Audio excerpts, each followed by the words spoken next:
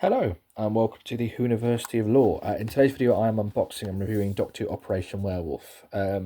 So this is a lost story, which they didn't do for a while, and then since 2019 we've had a fairly regular release schedule of them. Not whole seasons like we used to get, but just one or two again. It's been really nice, it's been really good. So it's Jonathan Morris adapting from pitch by Douglas Camfield and Robert Kitts. Dougie Camfield obviously being one of the great directors of the 1960s. This was incredible. This story had such energy. Sometimes six-parters, especially in the 60s, used to sag a bit in the middle. This had such an energy, and I loved this story, and I would have loved to have seen it. It had the war game vibes. I love war games as a story. But yeah, no, it was a real historical with a really nice sci-fi element there. It did it well in the way that Time Meddler might have done it, where you're not got a monster.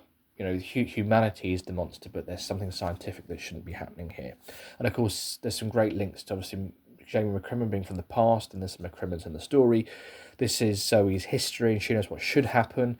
There's a scene where she gets interrogated, and you know, she says, "Oh, fine, I'll tell you," and she gives them a line. Obviously, you as the listener know it's like, because you know that's not what happened, but it just makes you think that actually, to be honest, if you're from the future and someone's telling you what's going to happen, no one would know if you were lying because they don't know what's going to happen next, do they?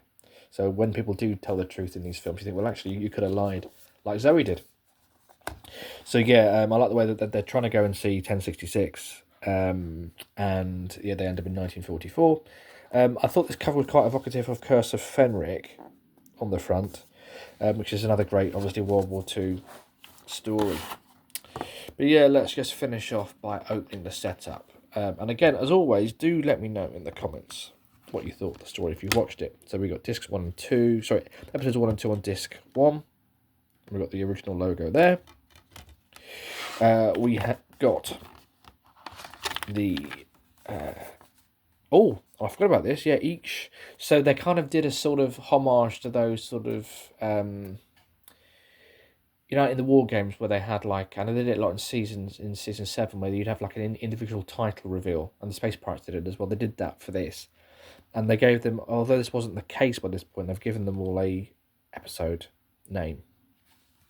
And we've got the crew details. We've got a nice piece of the artwork there, and a cast list on the back, and then of course episodes 3 and 4 are on disc 2, and 5 and 6 on disc 3, and lots of bonus features, lots of interviews, and there's some great insight actually, because first of all, what's notable is that this is the first time that Michael Troughton has played the second Doctor within the television era, because he's always done sequel, you know, beyond war games. So it's nice to have him have that dynamic in a full story travelling with Jamie and Zoe, having done Jamie and Zoe recently beyond war game, different kind of relationship.